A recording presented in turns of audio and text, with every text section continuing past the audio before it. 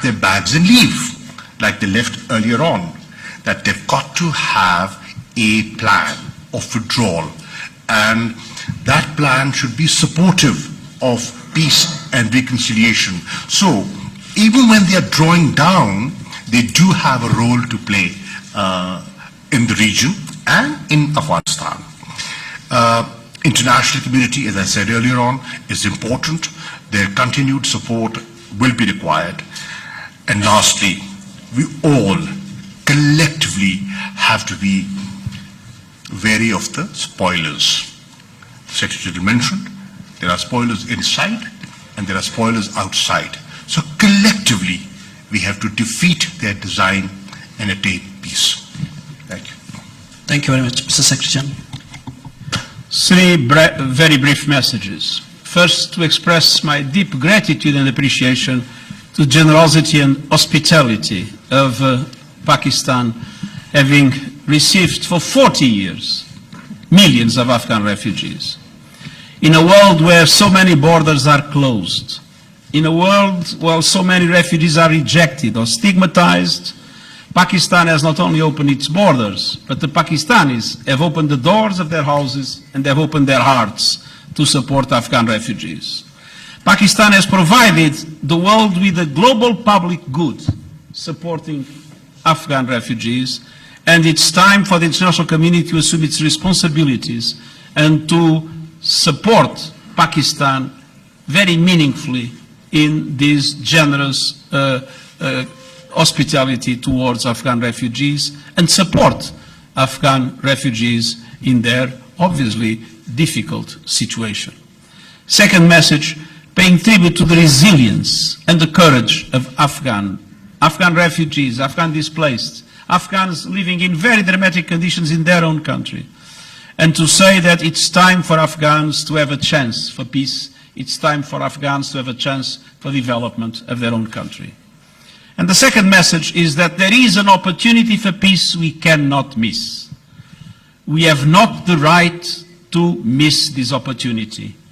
No Afghan will forgive us if this opportunity is not seized. It is absolutely essential that all Afghan leaders and all members of the international community do everything possible to make peace become a reality. I'm very encouraged by the strong commitment of Pakistan to peace in Afghanistan. And it's also very important that the whole of the international community, once peace is achieved, decides to invest massively in Afghanistan to allow for the country to be able to develop itself and to create the conditions of prosperity that are needed for Afghans to return and face a new and prosperous life, and for peace in the region to be consolidated forever. I want to once again express my great gratitude for the wonderful hospitality I'm enjoying here in Pakistan, and for the excellent opportunities that were given to me to participate in so many events in which Pakistan is contributing so positively, not only for the support to Afghan refugees, but for peace and for international cooperation and support of the UN in this very important moment we are living together. Thank you, Mr. Secretary General. High Commissioner for Refugees. I really don't want to repeat what has already been said, which says it all, other than one, of course, thank very much the government of Pakistan for organizing this conference. I think it is important to sometimes take a little step back, reflect on a long time situation, and try to catalyze interest and support. One, because of course, as both the Foreign Minister and the Secretary General have said, we have an opportunity here. We must hope that we have an opportunity here. I said it earlier in the panel, you know, Afghans are among the most disappointed people in the world. We can't disappoint them again. It would be really a betrayal this time. But I think that all that we heard about commitments to peace, commitment to cooperation between Afghanistan and Pakistan and in the region provides a very good framework for solutions. Just an additional practical element. In December, we organized a global refugee forum. Actually, Pakistan was one of the 5 convening countries together with UNHCR, and not by chance. It's because of its very important role in hosting Afghan refugees for 4 decades. At that conference, where Prime Minister Imran Khan was present, we launched a platform to rally more support for solutions for Afghan refugees. And I really would like to use this opportunity to send a message to donors in particular to provide support through that platform. We've had now for 8 years a solution strategy for Afghan refugees. As the Foreign Minister said, we are struggling to mobilize the resources necessary. Now it would be really contributing to failure if those resources were not mobilized. So the resources should be first and foremost to create conditions in Afghanistan for people to return, the roadmap that the Foreign Minister is talking about. But of course we also need resources to continue to support Pakistan and Iran, by the way, in hosting still so many Afghan refugees. So a strong appeal to mobilize resources around this platform. Thank you. Thank you, Mr. High Commissioner. Thank you to everyone. We'll start taking questions. I'll ask you, please identify yourself, your organization, and try to stick to the topic. I may have to pass it to the next person if it's an irrelevant question. Can we get the mic there, please? Thank you. This is Mateen Haider representing GTV Network. Question is to Secretary General UN. Repatriation of Afghan refugees back to Afghanistan is linked with the peace and stability in Afghanistan. And our Foreign Minister has rightly talked about a roadmap. So, question is, who will push forward the peace and reconciliation process? What role United Nations can play, although Ambassador Zalmay Khalilzad held many rounds of talks with Afghan Taliban, but we don't see any progress in the peace and reconciliation process. So peace is deeply linked with the repatriation of Afghan refugees, and if peace is not there, definitely it's not possible to send refugees back. And connected to this, Pakistan faces brunt of terrorism from across the border. So there are safe havens of the terrorists operating very easily on Afghan territory. What message, Excellency, you will give to Afghan leadership on this? Thank you. Well, first of all, as I mentioned in my intervention, the UN is ready to participate in any of the peace talks that will take place, and namely in the Afghan-led and Afghan-owned process of reconciliation. And those peace talks, of course, will need the assistance of different organizations. The UN is totally at the disposal of the Afghans and totally at the disposal of the other actors in order to participate in the peace process and to help to consolidate it. On the other hand, it is clear that peace among the key Afghan actors is an absolute must in order to fight terrorism effectively. Because it is in a context of conflict that terrorism can spread and terrorism can prevail. And so we believe that if peace is established, if all key actors of Afghanistan come together, then it will be possible to isolate terrorist groups, and it will be possible to have a meaningful international support in order to neutralize any terrorist activities in Afghanistan. And the UN Office of Counterterrorism is entirely at the disposal of Afghanistan to support that process. I'll just add just a line or two. You know, you asked about what role the Secretary General has pointed out that their role is going to be a supportive role, and he's reiterated that. But the most important role has to be played by Afghans themselves. What kind of a future do they want for themselves? Do they want to live in peace? As it was said, there is no military solution, And a political solution requires compromises. Are they willing to make those compromises? That has to be decided, and hopefully that intra-Afghan dialogue will lead to those compromises. Thank you very much. We have a question here. Please identify yourself. This is Sumaira Khan, and I'm representing Indus News. Secretary General, my first part of my question is from you. That most of the times that we observe that, apart from all the political turmoils within Afghanistan and some of the time in Pakistan as well, the onus, according to the majority, the onus comes on Afghan government as well if they have to act responsibly towards all the political acts of that are happening in Pakistan as well. So most of the times it is the political statements that are the cause and that the reason for ruining and destabilizing the entire process, and it makes Pakistan feel to reverse and to strictly go through the entire process of repatriation and to make it as soon as possible. So don't you think that the political government in Afghanistan should also act responsibly towards making things easy for Pakistan and making things easy for Afghan refugees in Pakistan as well? And Mr. Foreign Minister, my second part addresses you that when we talk about keeping refugees, Afghan refugees in Pakistan for more time, and we keep on giving them deadlines, so what is our economic condition right now to have them for another 5 years or 10 years? Do we have any plan on hard paper to share with UN so the donors come forward and they also take part in that, and to shed some responsibilities and burden of Pakistani government in that regard? Thank you so much. My answer is very simple.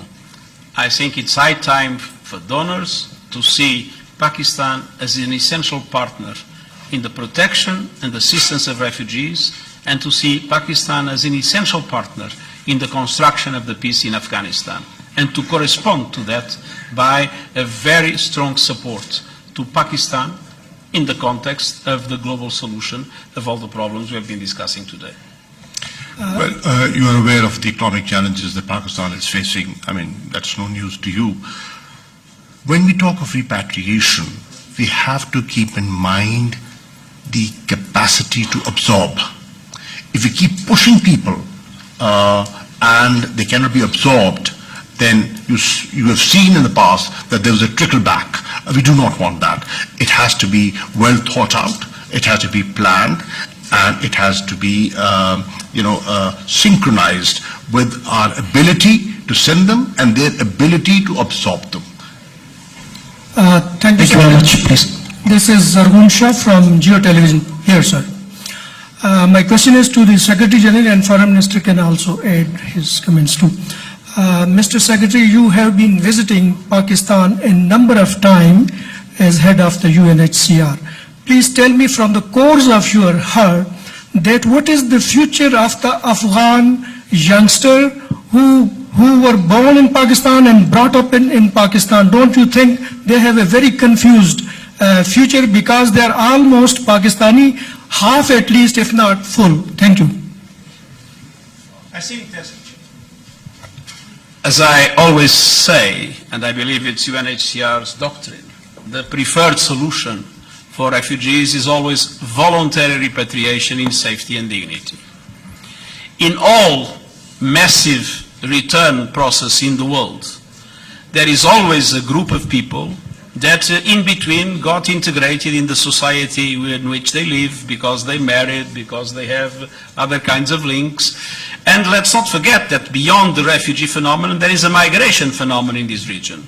And I believe it will be very important for the governments of Pakistan, Iran, and Afghanistan also to establish a very meaningful cooperation in relation to migration, in order to be able to address situations like the ones that you mentioned, not with the nature and character of refugee protection, but with the nature and character of the movements of population that take place everywhere in the world, but doing so in a way in which the cooperation among governments allow it to occur orderly and in a way that takes into account the interests of the people and the interests of the states involved. Well, it all depends upon what the Afghan youth want for themselves for the future. They can take advantage of the linkages that they've developed in Pakistan, having lived here for years. Many of them have been born here, bred here, educated here. So take advantage of those linkages and partnerships and friendships that you've developed over the years and promote bilateral trade between Afghanistan and Pakistan. Attract investments into Afghanistan and from Afghanistan. You are the most natural ambassadors for that kind of linkage creation, and depends on your ability to take advantage of your connections here. Mr. High Commissioner, you want to add? Yes, I wanted to also comment on this question because it's an important one. You know, I was in Greece just a couple of months ago. 37% of the people arriving in Greece to the sea are now Afghans. Most of them are Afghan young people, actually young men. So I think that those in Afghanistan that have the power to make peace in government, but also the Taliban, have a responsibility to send to those young people a message of confidence, saying you don't need to risk your lives being trafficked through deserts, through the sea, risking being rejected in Europe, because this is what unfortunately is happening, just because you don't have confidence in your future in Afghanistan. But for this, we cannot simply tell these people, as many do, stay back home because that's where you belong. You have to give them confidence that they have a future there. And confidence passes first through peace and security, and second, through opportunities. So there needs to be immediately after peace, if peace comes, there needs to be massive investment in economic opportunities, in infrastructure, in other areas of development that will provide a sense of confidence for people to return, but also for young people not to leave. Thank you. Please identify yourself and be brief. Thank you. Mr. Excellency, this is Zahid Malik, editor of the Daily Metro Watch. Today's topic is Refugee Summit, Islamabad, but the main focus is on the Afghan refugees. As a student of journalism, I have known that Pakistan have a rich history to host the refugees from 1947 from India to 1948 from Kashmir to till now. We are hosting a lot of refugees from the Kashmir, and in East Pakistan we are also hosting. Why this part is missing? And one innocent question: last year, in this month of February, India attacked on Pakistan and destroy our trees and innocent thirsty crow. Is UN going to take action against? Can I ask you to bring it back to the subject? Action against the brutality, action against the environment, because UN is very silent when the humanity is dying in Kashmir. My question is that the trees and crow have no voice in the world. I had the opportunity yesterday in the press conference that was related essentially to those issues to fully respond to that question, and I will repeat the main principles. First main principle: every problem that exists in the world must be solved with diplomacy and dialogue. Every situation in which there is conflict must deserve de-escalation, and de-escalation both military and verbally. And as I said, my good offices are available, provided that all parties want to accept them. And third, in all these situations, it's absolutely essential that human rights and fundamental freedoms are fully respected, and that takes place there and everywhere in the world. My first part. Thank you very much. We'll move to the next one here. Yes. And we'll take after this the last one. Thank you. Go ahead. Thank you very much. Fidaus and Radio News Network.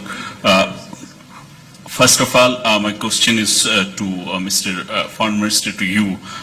Do Pakistan want to send back the Afghan refugees to their homeland? If yes, the message has been conveyed to Afghan authorities or Afghan government? And my second question is, Mr. General Secretary, now reportedly India has denied your mediation role. So what option left for you on Kashmir issue? Thank you very much. Well, mine is a very simple answer. Do we want them to go back? Obviously we want them to go back. That's their home. That's where they belong.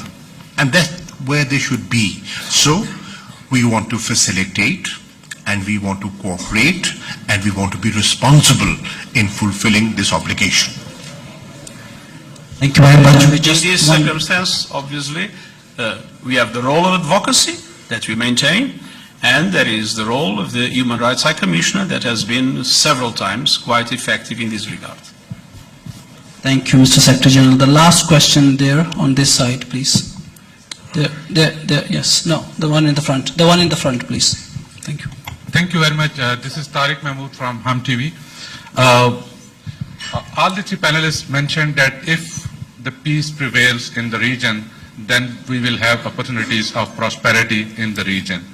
My question is, as Filippo Grandi has mentioned about the situation of Afghan youth, do we have alternate plans? We know that the peace talks are going on and we are on the eve of a peace settlement, but we also know that there are spoilers of peace in the region as well. Do we have alternate plans, as the United Nations system have their own system of development organizations for the scale development and the upbringing the youth of Pakistan and Afghanistan, like our government has started a scale development program. My question is to Foreign Minister as well. Can we, as we are giving scholarships to the Afghan students to our universities, can we include this Afghan youth for the skill development in our program as well? And do the United Nations have alternate plans for the betterment of the refugees living in Pakistan? The peace process is going on side by side. Thank you. Well, what Pakistan has said, that we want to facilitate, and we have been doing that. You heard Dr. Sania Nishtar speak earlier on in the panel, and she said we did not differentiate between a Pakistani patient and an Afghan patient. They were all treated alike.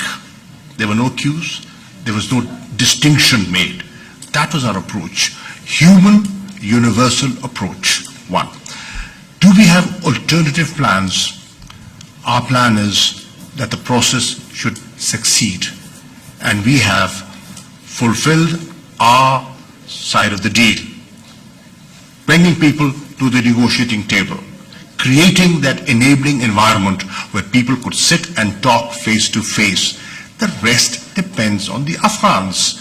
We will be friendly, responsible neighbors. We will be facilitators, and we are doing what we can to create that environment so that these people can go back.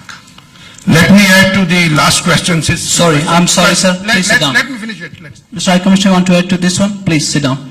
No. It's not you who to ask me to sit down. Let me put a question. Mr. High Commissioner, please. My name is from the News&Views of the newspaper. My question is for the UN Secretary General. Mr. Secretary General, last year, India altered the status of Kashmir. And since the dispute is very much on the agenda of the world body, I wish to know how UN will deal with India on this count. And the second part of my question is about the today's subject. How would you facilitate Pakistan for the repatriation of the refugees, since we have the history that whenever we have been sending them, they come back again? Thank you very much. Thank you. Before we take this one, can we go back to the last one, Mr. High Commissioner? Yeah, I just wanted to flag an important point that you raised. I was in Quetta 2 days ago and met many Afghan refugees.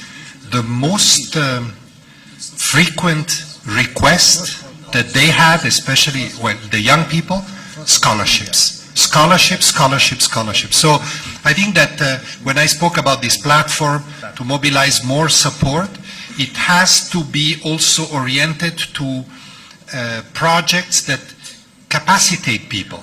If you educate refugees well, when they go back, they'll be able to contribute to rebuilding their country. So definitely this is an area that we will continue to work on. Thank you. Mr. Secretary General, with your concluding remarks. I had the occasion to say yesterday that in all circumstances, Security Council resolutions need to be respected, and that we need to have full respect for the human rights of the people involved. Thank you very much. With this, we conclude the press conference.